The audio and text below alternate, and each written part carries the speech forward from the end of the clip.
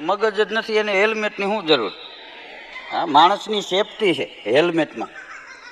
હા, હમણાં એક જગ્યાએ અમારો પ્રોગ્રામ હતો, એક ભાઈ મને કે બોયલા ભેગા દાંત આવે એવો જોક્સ કયો. પછી મેં કીધું એક ડોશીમાં નાની ઉંમરમાં ગુજરી ગયા.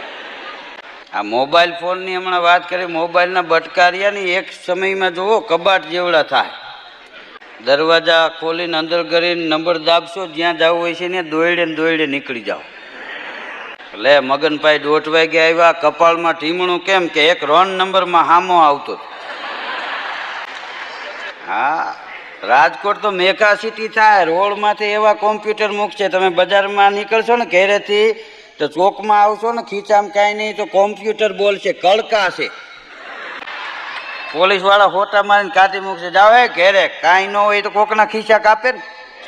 500 તો ઓછામાં ઓછા હોવા જ જોઈએ, તો જ સિટીમાં જવાનું, ખોટું ટ્રાફિક નહીં.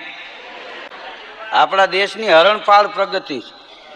7 વર્ષમાં બહુ સારી પ્રગતિ થઈ. હજી 10 વર્ષ જવા દો, આપણે વિદેશ નહીં જવું પડે. સુરતમાં ભૂરિયા હીરા કહતાય છે.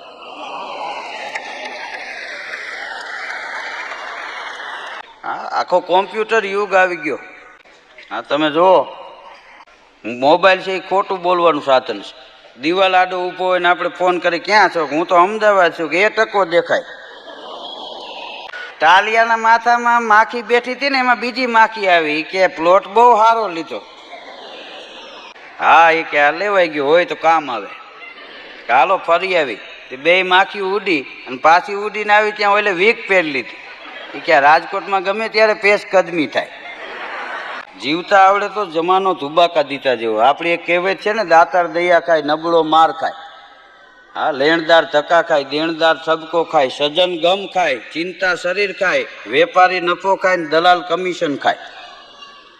દાતાર દયા ખાય નબળો માર ખાય. નબળાને ચડાવી દેવામાં આવે. ભૂવા ધૂણે તો નથી કહેતા માતાજી બોકડો માગે છે, કોઈએ કીધું સિંહ માગે છે. એ તો ભૂવાની પોડી ભૂહી નાખે ને. હા, ઓલો બિચારો બોલે નહીં એટલે માતાજી એને માગે એમ ઓલો કહી દે. હા, આ અંધશ્રદ્ધા છે. હા, માતાજી દીકરા દીએ કોઈના લે નહીં. હા, વર્ષો પહેલા ભોજા ભગતે અંધશ્રદ્ધા દૂર કરવાનો પ્રયત્ન કર્યો. એક જગ્યાએ એના હામૈયા કરવાના હતા ગામવાળા. એ કે હું ઘોડી પાતો આવું.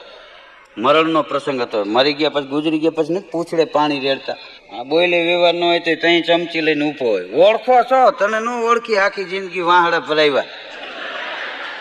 હા, એક બાપા મરણ પથારીએ પડ્યા હતા, છોકરા ગયા, છોકરા બોલે મોર બાપા બોલ્યા. એ કે ભાઈ શાંતિથી મરવા દેજો, ચમચી પાણીની ભરીને જીવ ગોટે ન ચડાવતા.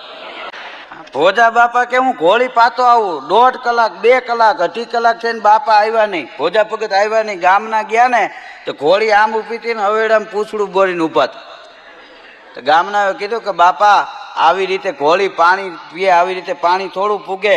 પછી ભોજા ભગતે કીધું તું ગુજરી ગયા પછી 12મી દી તમે પૂછડે રેડો ને પૂગી જતું હોય તો આ તો ઘોડીનું ને ઘોડીનું પૂછડું. હા, એમ કરીને અંધશ્રદ્ધા દૂર કરાવી. બોલો. હા, અમે ડાયરો લઈને ગયા હતા ને અમેરિકા. હજી વાજિંત્ર વાળા મેળ કર્યો ને ત્યાં તાળીઓ વગડી કે કાકા જામી ગયું. મેં કીધું હજી તો આ મેળ થાય છે. હા, એક જણો મને કે 2000 વધારે લઈ લેવા, મેળ ઘેરે કરીને આવવો. મેં કીધું આ કોઈને ઘેરે નથી એટલે તો અહીંયા આવ્યા.